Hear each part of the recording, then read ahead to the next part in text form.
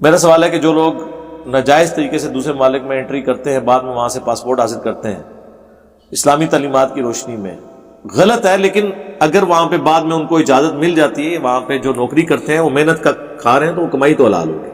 اس ایک ایکٹیویٹی پہ بات ہو سکتی ہے، وہ بھی آج کے دور میں۔ پہلے زمانوں میں تو آپ کو دوسرے ملکوں میں جانے کے لیے انٹری کی ضرورت نہیں ہوتی تھی نا، یہی وجہ ہے کہ سب کانٹیننٹ کی آبادی اتنی کیوں ہے، پوری دنیا سے لوگ ہجرت کر کے یہاں پہ پہنچ گئے۔ تا وقت ہے کہ جب تک امریکہ دریافت نہیں ہوا تھا، وہ کسی بزرگ نے دریافت نہیں کیا۔ امریکہ آج سے 400 سال پہلے ہی واسکو ڈے گاما نے ہی دریافت کیا نا، پہلے تو پتہ ہی نہیں تھا کہ یہ بھی، تو وہاں پہ دیکھ لیں اب کتنی دنیا آباد ہے۔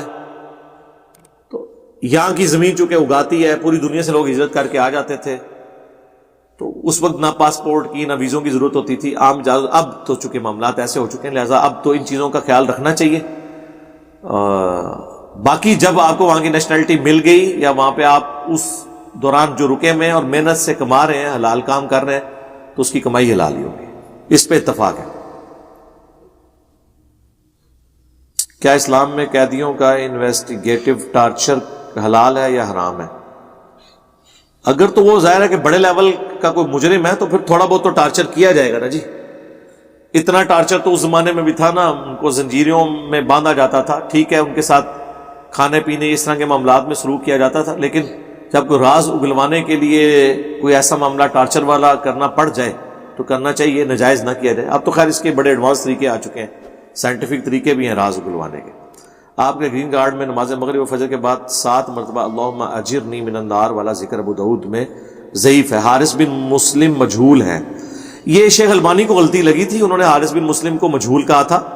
شیخ زبیر علی صاحب نے کم از کم 3 محدثین سے اس کی توثیق ثابت کی ہے، لہٰذا یہ روایت سید دارالاسلام نے اس پہ صحیح کا حکم لگایا ہوا ہے، ہمارا بھی موقف یہی ہے۔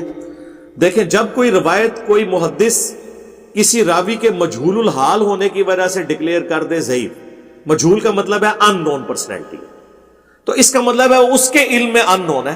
این ممکن ہے کہ کوئی اور شخص تحقیق سے ثابت کرے کہ فلاں فلاں محدثین نے اس سے روایتیں لی ہیں، اور وہ جب ثابت کر دے، یہ نہیں کہ آج کے دور میں ثابت کرے گا، پرانی کتابوں سے ہی، تو وہ بالکل درست ہوگا۔ اس کے اوپر شیخ زبیر صاحب نے اپنا جو ان کے چھپے میں نا تحقیقی مقالات، اس میں بھی آپ کو مل جائے گا، اور دوسرے جو انہوں نے فتاوی علمیہ جو ہے اس میں آپ کو باقاعدہ اس کے اوپر پوری تحقیق ملے گی، اللہم اجرنی من النار والی روایت پہ، تو وہ آپ گوگل میں چلے جائیں، اس کا PDF بھی اویلیبل ہے۔ انہوں نے اس کی توثیق ثابت کی ہے، لہذا شیخ البانی کا جو موقف ہے اس مسئلے میں کمزور ہے۔ کیا مردوں کا بال باندھنا، پونی کرنا عورتوں کی مشابہت میں نہیں آتا؟ نہیں، عورتوں کی مشابہت میں نہیں آتا۔ عورتوں کی مشابہت میں تب آئے گا جب عورتوں کی طرح وہ بال ہوں گے، یعنی کندھوں سے نیچے نیچے۔ کندھوں سے اگر اوپر بال ہیں، صرف کندھوں تک ٹچ کر رہے ہیں، تو یہ تو سنت ہے۔ اس میں اگر پونی بنا لی جائے یا جیل لگا لیا جائے تو وہ تو ثابت ہے، سنت ہے۔